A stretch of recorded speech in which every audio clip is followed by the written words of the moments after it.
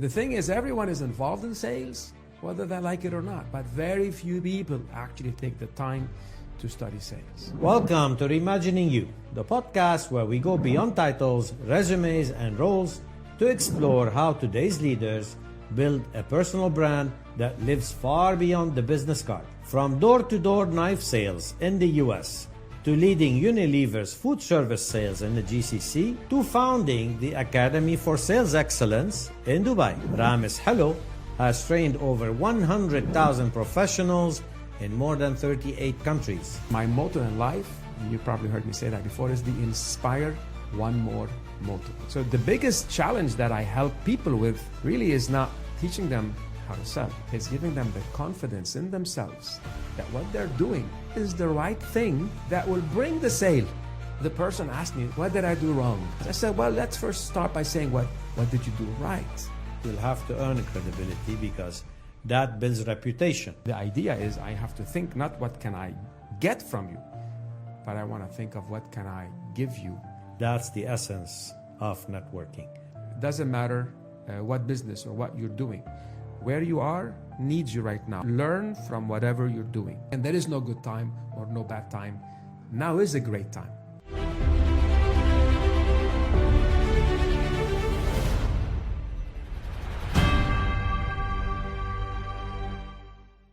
Welcome to Reimagining You, the podcast where we go beyond titles, resumes, and roles to explore how today's leaders build a personal brand that lives far beyond the business card. Today's guest, Ramez, is a global sales and leadership expert who turned every challenge into a story, every story into a strategy, and every strategy into a scalable business. From door-to-door knife sales in the US, to leading Unilever's food service sales in the GCC, to founding the Academy for Sales Excellence in Dubai. Ramez Helou has trained over 100,000 professionals in more than 38 countries, generating over $10 billion in additional revenue for clients along the way. But behind the numbers is a man who redefined what it means to sell yourself, to own your story, and to show up with conviction, whether you're pitching a product or reinventing your career. Today, we unpack the personal brand behind the powerhouse and how Ramez turned a sales lifestyle into a legacy. Ramez, welcome to Reimagining You. Thank you, Dr. Eli. It's great to be here with you. Ramez, I done some research. I know you for a while, but I had to do some research. Of course. And I found a very funny, but you shared a personal story online. So I'm going to throw it out in the open here. Go for it. Your trip to Puerto Rico. Okay. Yes. And your trip to Puerto Rico, you were joining your girlfriend to actually getting married and setting up there in Puerto Rico. The day before you left, your girlfriend called you, said, don't come, I don't love you anymore. That's right. That's right, huh? Right. But you still went. And you went there, you persevered, you made it, and you turned a challenge into an opportunity. Tell us a bit more about that. Well, everything happens for a reason, doctor. And if I didn't love that person very much, I wouldn't have thought of actually moving closer. So she was my university sweetheart. Okay. And when we graduated both university in '92 from Villanova University, she went back to Puerto Rico to help run her family insurance business. And I was in the knife business. I became a district manager in Chester County, PA. And we had a long-distance relationship for about 2 years. And so I started international business. And I go talk to my president. His name is Albert Di Leonardo. I go, Al, how would you like to get access to more than 300 million people that know nothing about knives? He's like, Ramez, what are you thinking of? I said, I'd go to Puerto Rico, and I will train a bilingual sales force to then go to Latin America. He said, Ramez, what's your last name? I said, Ramez Helou. He's like, yeah, it's not Gonzalez and it's not Rodriguez. Why you want to go to Puerto Rico? You didn't even speak the language, right? And I didn't speak the language at the time, but I thought, it would be great if I can do something at an international level and be closer to my girlfriend at the time. And that was probably the big turning point in my life, that gave me a chance to leave my business in the US and go down. Now, the day before she called me, I'm thinking, okay, I'm sure there's something we can fix. When I went down, that's when reality hits. I was supposed to stay at their beach house. There is no beach house. I'm supposed to get all the help, all the support. So that's when, later I found this quote that said something like, if Christopher Columbus would have turned back, nobody would have blamed him. After all, his staff, his people, they were lost. They were just going. Yes. But nobody would have remembered him either. Absolutely. And very nice. That's when I said, look, if we can't be together, I came here with the vision of international business. So let's stick to that. And I did the next best thing. I hired her best friend, who also was my best friend. Okay. And she was my guide. She was my assistant the first 3-4 months I was in the island. And that was the best 10 years of my life. I actually had the chance to build a business from scratch. At one point in time, I had 400 salespeople, 10 district locations, 10 district managers that I basically brought these people as sales professionals and built them up to be able to know how to recruit, train, develop their sales teams, and 6 offices in Puerto Rico, 4 in Costa Rica, multi-million-dollar business, and I was living a dream. Beautiful story. Yeah. When we were young, nothing is impossible, as they say, right? Yes, and I mean, from that point, there was a lot of ups and downs. I mean, if you want more, I can give you more. So, 1996, 1997, right? I had my first son, and we were hit with something called Hurricane George. Okay. So I'm selling knives, and they're not cheap knives. It's Cutco cutlery. They're awesome knives, but they come with a upfront investment. And the morning after the hurricane, I woke up, and of course you see the devastation. I'm thinking, who's going to buy knives?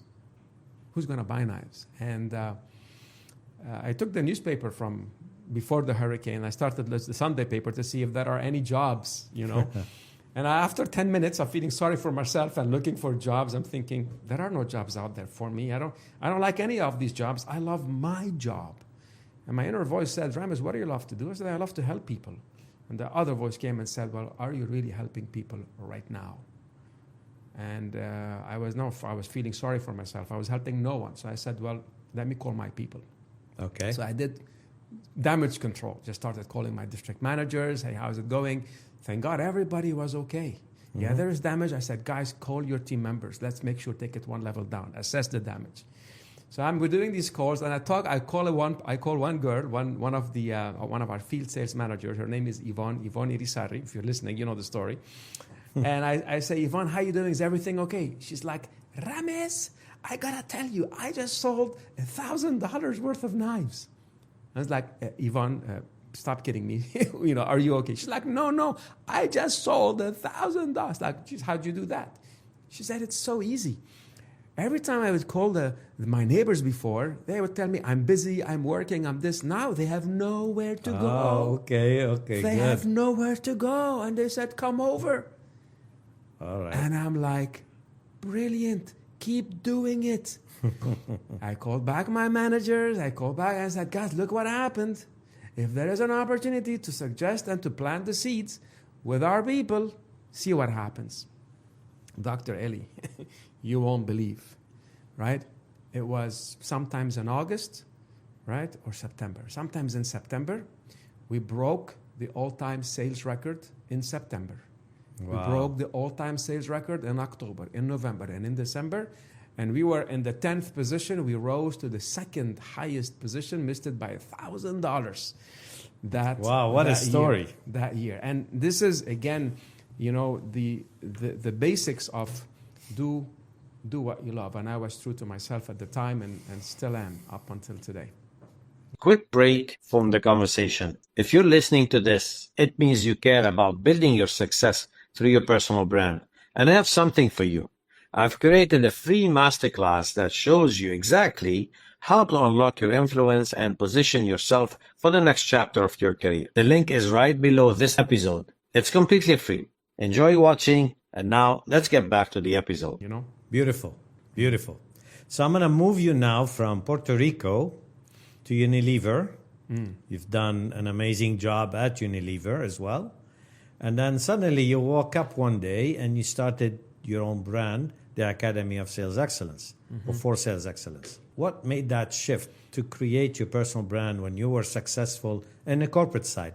Because in personal branding and in my 10-step process, the first step is always your mission.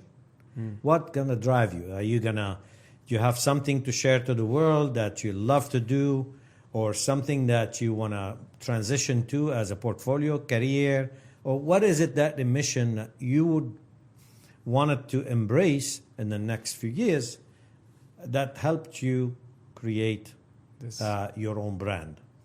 Thank you for that question, Doctor. And this has to go back in terms of why did I leave the knife business. Okay. So every time, so again, my job was 100% commission and my success depended. So as a salesperson, it was about how do I help my customers succeed. As a sales manager, district manager, division manager, is how can I make my team better than me? So it was all about developing others. So I had to perfect and I had to study and research what drives human motivation and how do I get people motivated to sell knives? And that whenever I'd speak, people tell me, Ramez, when you speak, you inspire us. Have you thought of becoming a speaker? Okay. So that's when the idea started to grow and to germinate. And then at one point in time, I said, you know what, why not? But I only know how to speak in front of knife salespeople. With the corporate world, right, want someone who's only been a direct seller to come and talk with their people. So this is when I thought, let me get me a job, learn about the corporate world. And that's when I came to Dubai. My brother Hani lives here, and I made some contacts, and I was able to get offered the role with Unilever as the sales training manager for Asia, Africa, Middle East.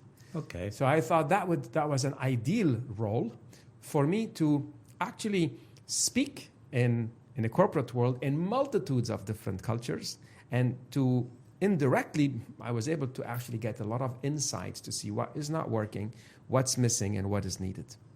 After 6 years in Unilever, so done sales training, moved into sales leadership and then general management. I was the head of the Unilever Food Solutions business for Arabia. There was a restructuring. Okay. I thought I'd speak in my 50s and 60s, but back when I was 40, right, so 15 years ago or so, 15 years ago, May 2010, I was like, well, why wait? I was made redundant. I basically now had the time, the space. The hardest thing was to figure out what to speak about, because I can talk about anything. I can talk about sales. I can see that. I can, right? And the one thing that really tugs at my heart is this mission, or this my motto in life. And you probably heard me say that before. Is the inspire one more motto. What is inspire one more? See, at the time when I started, I say this. I am not a natural born salesperson. When I was a young knife door-to-door salesman, I used to stutter. English was not my first language. Wow. I'm French educated. So imagine me being in the US, having to make calls, knock on doors, not able to speak to an extent. So I struggled. I have bruises, maybe not physically, but internally. So I've been rejected. And the thing is, I persevered. And I learned how to overcome these challenges. My manager would actually say, look, guys, if Ramez can sell knives, what's your problem? But what happened is he threw me to speak at a sales meeting. And just Ramez, share with us a couple of thoughts. I thought nothing of it. The next day, the next sales meeting, a young person comes and she said, Ramez, look, I made my first sale. Now, I thought she sold a knife. She said, no, look, and she shoves the invoice in my face. And I had to look back, and there was more than 10, 15 different line items of a value of more than $1,000 in one invoice, which was more than I had ever sold. I was surprised. I said, what did you do? She looked at me confused and she said, I did exactly what you told me to do at the meeting yesterday. Interesting. And when that happened, I had this warm feeling on the inside that got me addicted to want to be able to share what I'm doing with others. And because I failed miserably, I know what doesn't work. And I know what I had to do to change. So when people wanted to quit, my manager saw what I did with one person too. He would then put people in front of me, say, before you quit, guys, talk with this guy. I'd sit down and say, okay, do me your pitch. I'd listen to what they've done. I say, you know what, I can help you here, change this, and give it a try. Time after time after time, right? people would go out and come back and say thank you. And the beauty is because they improved, now they are a light that shines the path for others. Yes. So we had this ripple effect. Very nice. And many times I tell you, businesses is not all the time going up, but at the core, when COVID hit, the question I asked myself and my team, are we inspiring one more today? Yeah. When everybody was panicking, not knowing what to do, well, can't do training live. What do? Let's learn how to do more online stuff. And when that motto, that vision, the values, personal, helping others, giving back to others, right? The basic philosophy from Jim Rohn, and it was very much instilled from the knife business, is in order for us to succeed, I have to help somebody else succeed first. Beautifully said. So really that crystallized the mission. Is not about waking up and selling or teaching people sell. It's about inspiring one more. Right.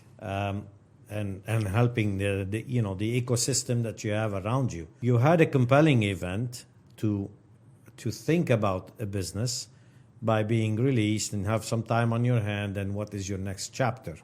You did not think about it while you were at Unilever, which probably it's a bit late because you lost some momentum, some time, but at least they gave you some free time to think about what's the next chapter. And you chose a path that really hit to your heart by these challenges and rejections that you had and the value that you've given to people.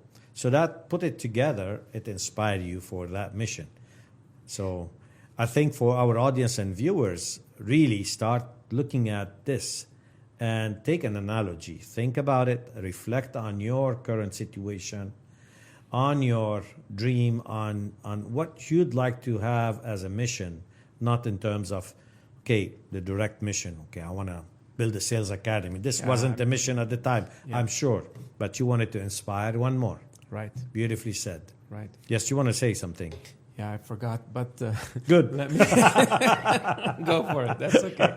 It will come back. It will come back. No, I mean, so moving on, everybody has a mission. What makes you so credible? Obviously, from your experience in sales, from the challenge you had early on when you stuttered and you tried to sell and you start training, to now creating an academy to teach people to sell. I think I've read somewhere they call you the sales doctor. Right. The sales doctor for a reason. Yeah. Because the doctor diagnose, the doctor give prescriptions, and hopefully cure the patient. Well, 100%. Here you do exactly the same for all your sales clients and sales trainees, and people swear by your name of the guru of sales. So well done. Thank you. I think you've amassed that unique business value for you. Can I Sure. interject in here? Thank you for this, doctor. And what normally happens is people, I heard this long time ago that said people don't find the sales profession. The sales profession finds people. Okay. The sales profession found Ramez. And did I study sales at university? No. Did anyone study sales at university? Only recently. I teach at Halt International Business School. In 2016 is when the first time we launched the sales course at the university. Why? Because we realized that people needed to learn selling, because the first thing they do when they leave university is they have to sell themselves, whether it's executive MBA level, MBA, or Masters of International Business. And the thing is, everyone is involved in sales, whether they like it or not, but very few people actually take the time to study sales. So what happens is a lot of people are selling, but they are nervous. They are inconsistent in their sales results. They made a few sales when the market is high, and they thought they were good salespeople, and now they have taken loans, they have houses and cars and everything. But then you have a hard or a tough year, and in COVID, people would call me, can you help our people sell online? And I'm thinking, well, what's different about selling online than selling live, face to face? If you have the fundamentals of selling in place, you can sell. You can have any type. The basics are the basics. So the biggest challenge that I help people with really is not teaching them how to sell. It's giving them the confidence in themselves that what they're doing is the right thing that will bring the sale. Okay. Right? So you're following the right steps. And at the core, what selling is to be of service to another human being. Right? How can I sell you if I don't understand you? If I'm not able to add value to you?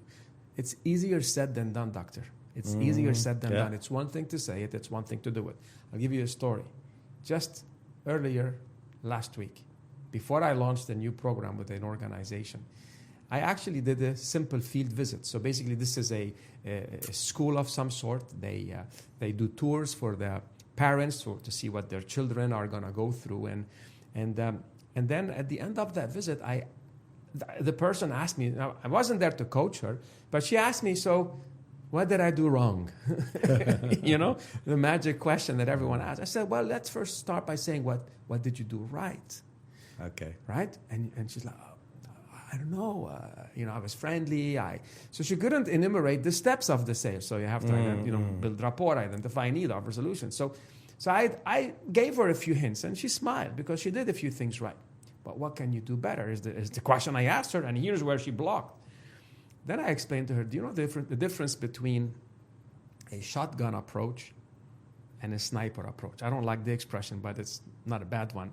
The shotgun is you were talking with the client in the tour, and you're talking about everything your nursery or everything your school offers.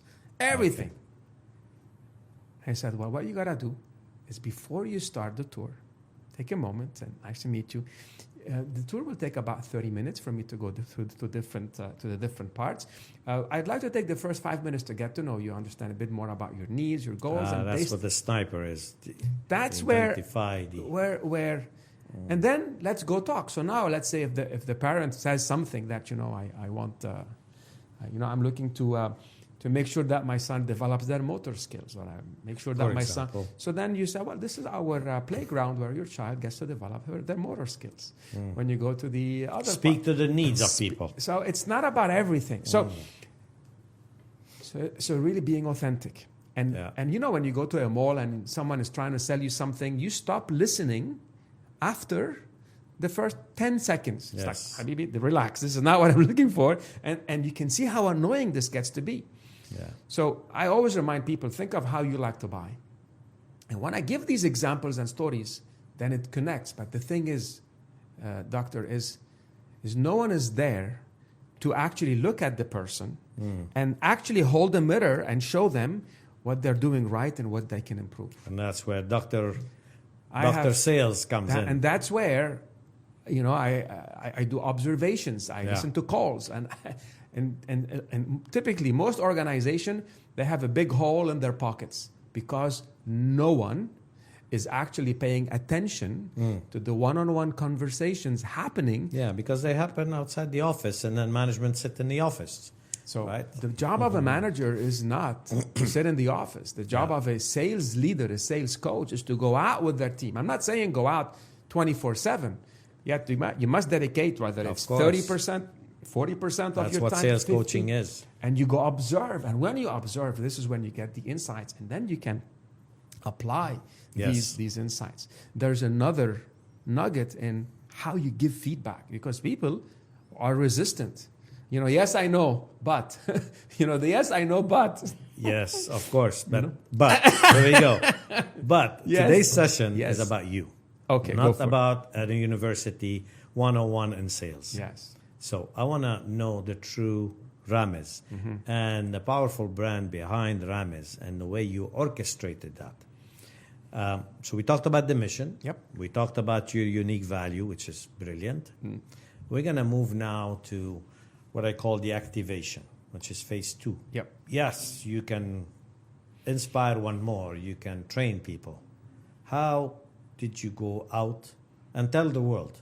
Because today, frankly, you're not much present on LinkedIn. Yeah. You're not present on the digital media, yet you're successful. I asked you today, are you fully booked? You said almost. You have been very busy. So obviously there's success, but you're not using the digital platform, maybe the traditional way. Yes. So what's your secret? There are multiple ways of how I can be visible with others. Social media is one way.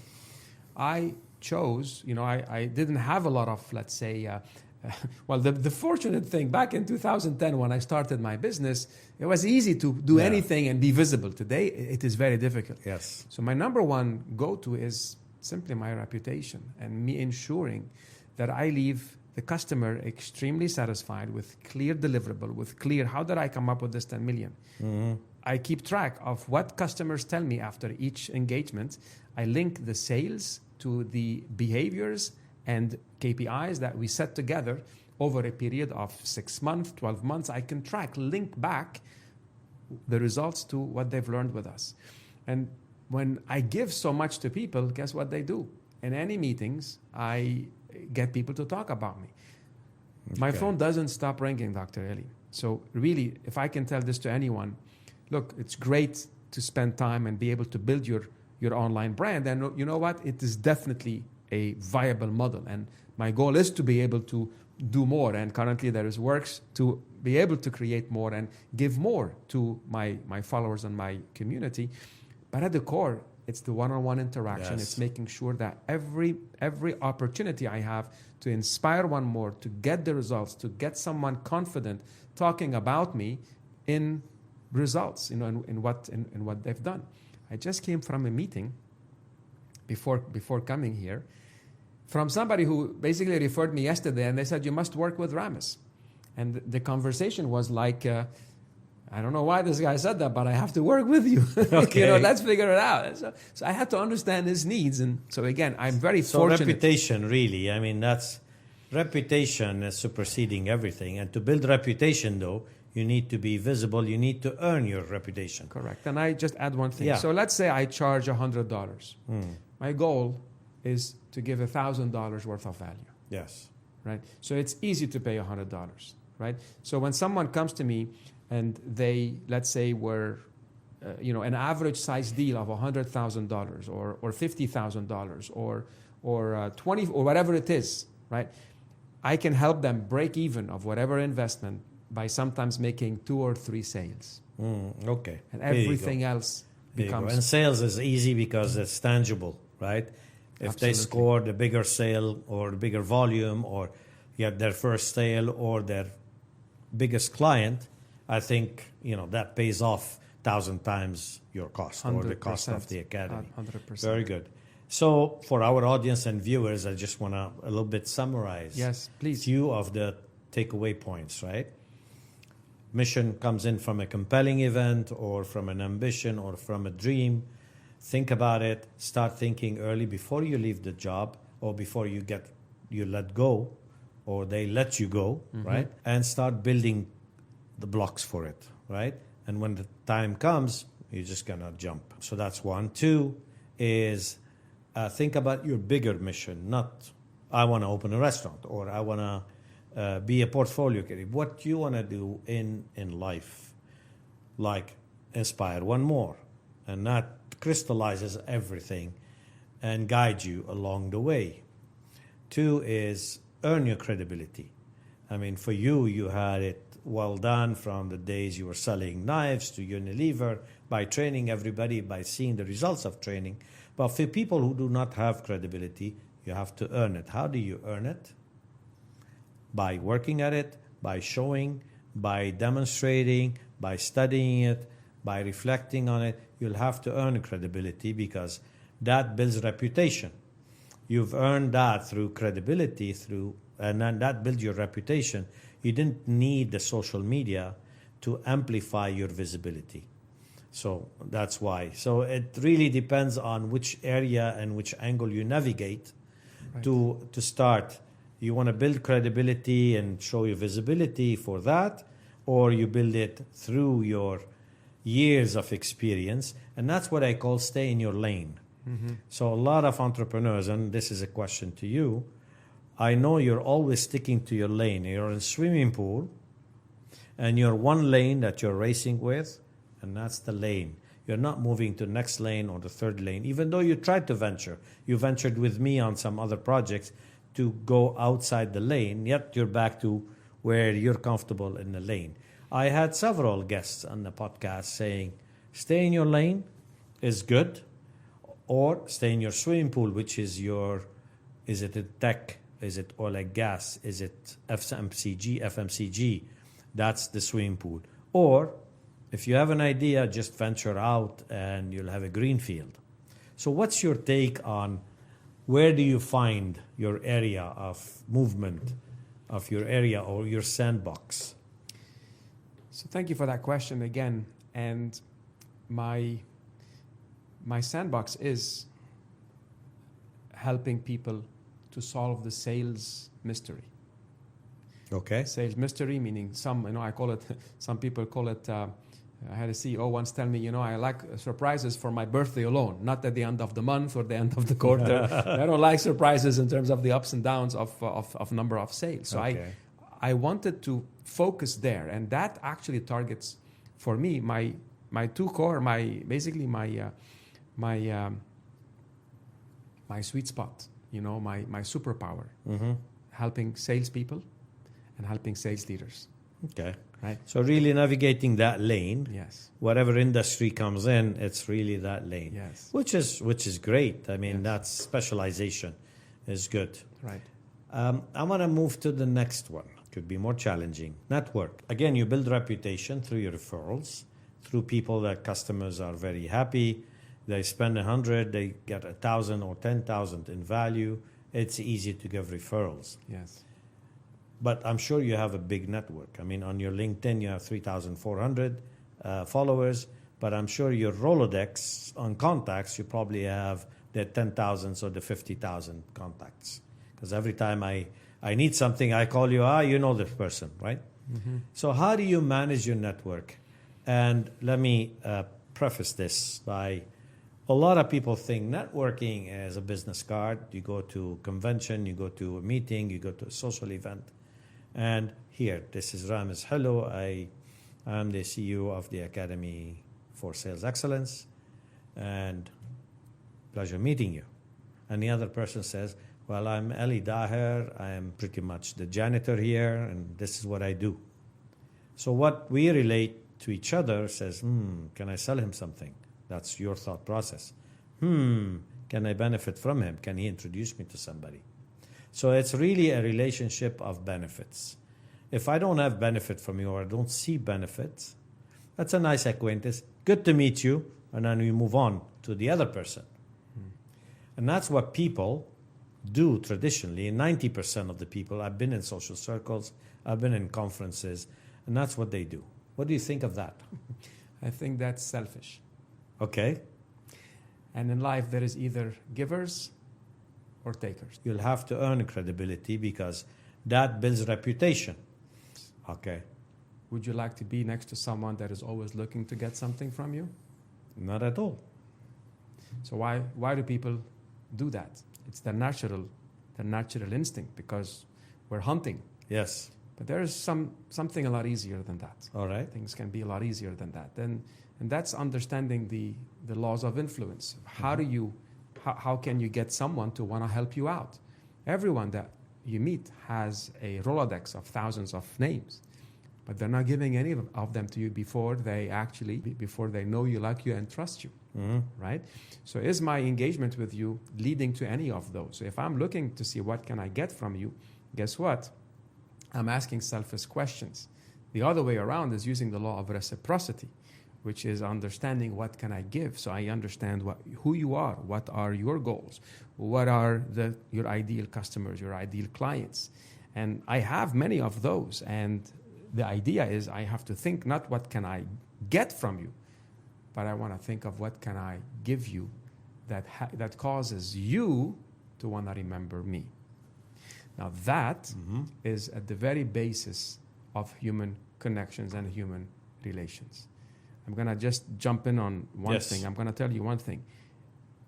In my life, I was giving to people not knowing. I was giving because I love to help. But when you help someone get what they want, unconsciously, they'll want to reciprocate. Yes. So I'm very fortunate to say that 70-80% of my clients, the clients I have served up until now, came from people that I trained when I was in Unilever. Whether I've conducted the training in South Africa, or I conducted the training in Egypt, or I conducted the training in Singapore, I met so many people, and I left a great mark with them. When they were salespeople, and even in Dubai, in UAE, in Saudi Arabia, many of the organizations, I trained salespeople that are now general managers and MDs.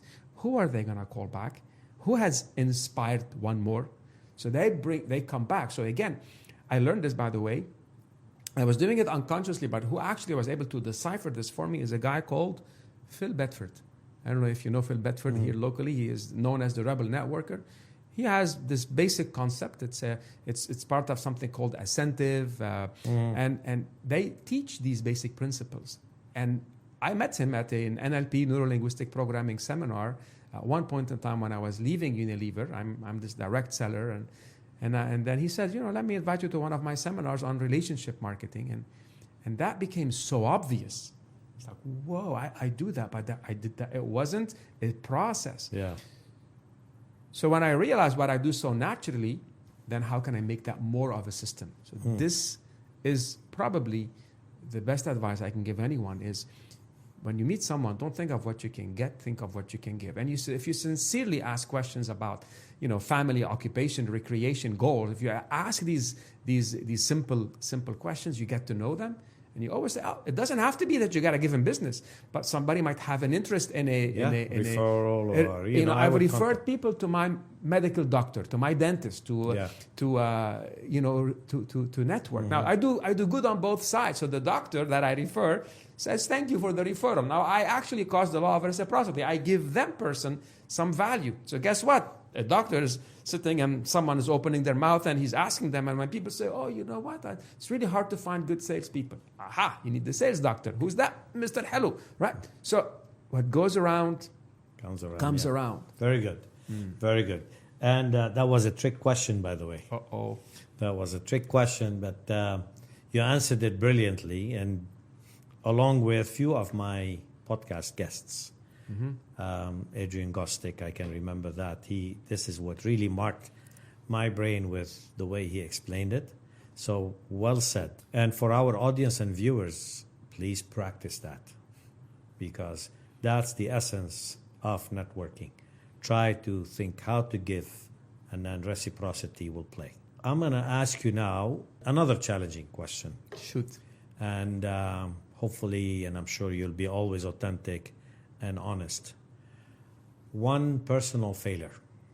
One? I have a lot. No, but you can share. And what have you learned from it? Look, I have many, and I'll tell you one of them. This goes back to the knife days. Okay. When the hurricane hit, talking about the hurricane, I went from having 6 offices to having 1 within a period of 3, 4, 5, 6 months afterwards. All right. My office was doing very well, but the others were not doing as well. So the management decided to leave and depart. What happened was I had no one to replace them with. Why? Because when I saw my business, my division was full, I stopped promoting what's next for people. I made that mistake. And that mistake costed me a 1.5 or 2 years of delay in rebuilding that business. So the lesson here is to always have a succession plan. Even if today there is no space, and you don't stop promoting what's next for people, because that's how they stay around, that's how they evolve, that's how they grow. So that was just one. All right, now we're going to talk about the future. You've shared a little bit with me on embracing the digitalization, particularly on the AI. You talked about the coaching, the AI coach, you talked about the observation coach, or all this. I see nicely you're embracing the digital aspect and you're monetizing that. And let me bring it, why we're bringing it in context. Not for us to, we're not talking about sales again, we're talking about branding. So you come in from a knowledge economy. You amassed brilliant knowledge. You didn't acquire a lot of sales at university, but through experience. You've covered it all, you've learned it, different places, different challenges, and so forth, right? And then what you're doing with it, you're monetizing it by passing on knowledge, by inspiring one more. So that's really, you're playing 90% in the knowledge economy. Where here comes the Gen Z and others, and they're playing in the attention economy. And the attention economy is all about content. So you see them monetizing on YouTube, ebooks, anything that they put content on Instagram, TikTok, you name it, it's all there. And they monetize on that. And the monetization comes from the attention economy is broken into two. One is called the creator economy. This is the people who create content. Or you have the trust economy or the intimacy economy. And this is where people get business from trust, and they trust you online as well. Okay? So like a car, when they build all the trust, and then people go to them, not because the car, but because they trust online and they trust that distributor, for example, or that brand. So you have that part of the attention economy, and a lot of the Gen Z and the likes are playing into this and monetizing this. These two things are creating a divide, but also an intersection, and this intersection called the hybrid economy. So today we are in the hybrid economy. And what my advice is, and this is where you see that in the book and the courses that I have online, is that you as a knowledge economy, you have to start learning how to monetize from the attention economy, which you're doing. So attention economy is all your AI thing, all your coaching things, so anything that you do digital. You're going to have a course online, which is your systematic selling methodology. You have things that you monetize online, so while you're sleeping, people are buying. And the advice to the viewers and audience is always have those two coming together and slowly try to monetize and shift your knowledge or encapsulate or repackage your knowledge into that space, so you can extend the life shelf of your knowledge, but also have another source of money. When you want to move later on to a portfolio, you'll have here and there, you'll have a lot of money, source of income. So then comes to you as a question. You're playing now in the attention economy, you're repackaging your knowledge. So tell us a little bit, what are you doing in the attention economy? So one of the biggest drawbacks to scaling as a creator is that there's only one of me. And the concept of speak and get paid, train and get paid is very Time linear. for money trading. Time for money trading, right? So the only way of me being able to inspire one more and basically inspire infinity and be available for people 24/7 throughout the world is by packaging myself. I mean, it's just taking a proven and tested process. So I'm focusing on, again, my target, which is sales leadership, and on those individuals that do not come from a sales background and they want to remove the guesswork from selling. They just simply want, hey, get a basic certification that is proven and tested that can help transform whatever beliefs, whatever doubts into effective sales leaders, sales professionals that they can grow. So building my online courses is definitely something I'm working on. Now with that, I have tools, right? So that to go with selling, especially now, there is something called an AI Sales Coach. Again, the AI Sales Coach is a tool that we plug into our training program through an LMS, learning management system, which allows the user to practice selling. We can prime the AI to be a client. It could be a restaurant manager or a chef or a barista, right? So depending on what the profile, it could be a garage owner for that matter if you're selling lubricants. And we can decide what's the profile. And the key now, the person isn't just taking knowledge, but they're practicing, getting instant feedback that is primed and trained by the Academy for Sales Excellence using our methodology. So we've been fortunate to actually partner with companies, one in the US and one locally, to create this engine and offer that. So this is again about, remember I said, charge 10 and offer 1,000. When we started back in September 2024, we were the only ones in the region doing it. Probably we still are, right? it's only a matter of time before people catch up, but the engine has evolved so far that really it. So again, it's finding ways, how do we amplify? Was it scary for us to go into it? Was it expensive? Yes. And today, the speed by which the world is evolving, it's all about finding that differentiator, thinking of our customers, because I can't be with hundreds of people listening and giving them feedback, but priming the AI is something that is able to give this value. So there are other elements to our let's say automation. So it's coming up with so we got the LMS, we got the AI Sales Coach, so that's a conversation. We have something called the Sales Coach app, where a manager is capturing and giving feedback to a salesperson. Okay. So again, it's another tool.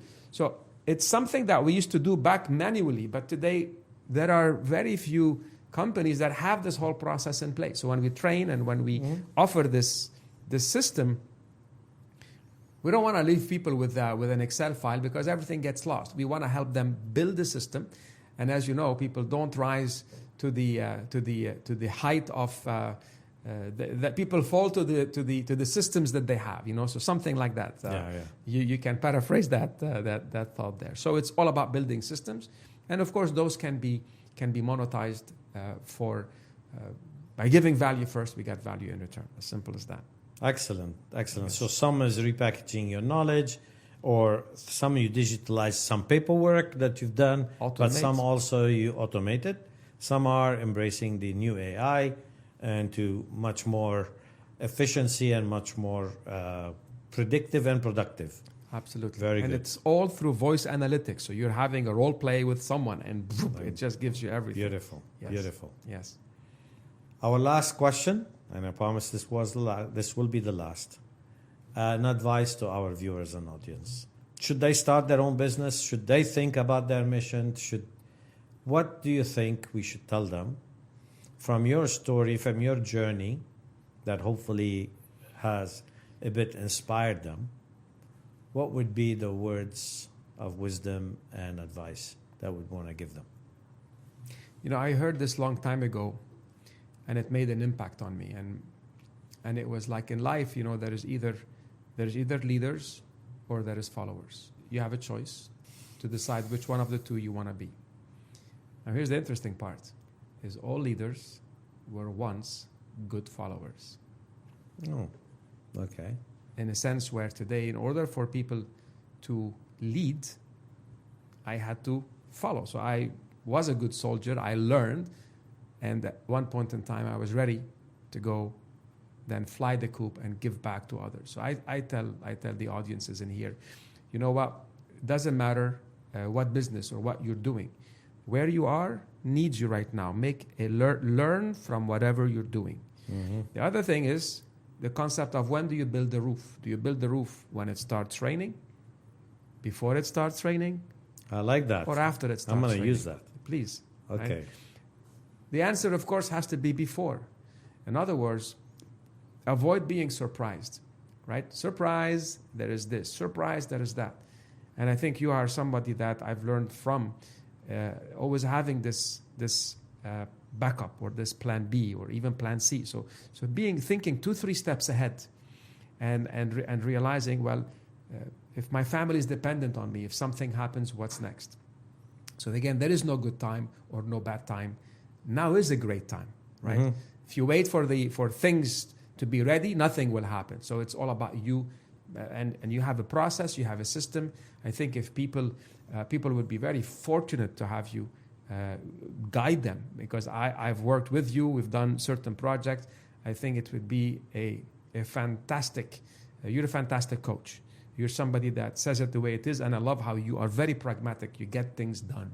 So this is second to none, and I say that with all sincerity. It was a pleasure to conduct a couple of engagements together, and you always just get things done. So I'd say there is no good time or bad time. The key is to realize, you know what, if you've been thinking about it, they say there is no thought that is planted inside of you without you having the ability to bring it to life. So if your unconscious is talking to you from the inside, then I'd say now is a good time. It's a good time. Ramez, it's been a great conversation.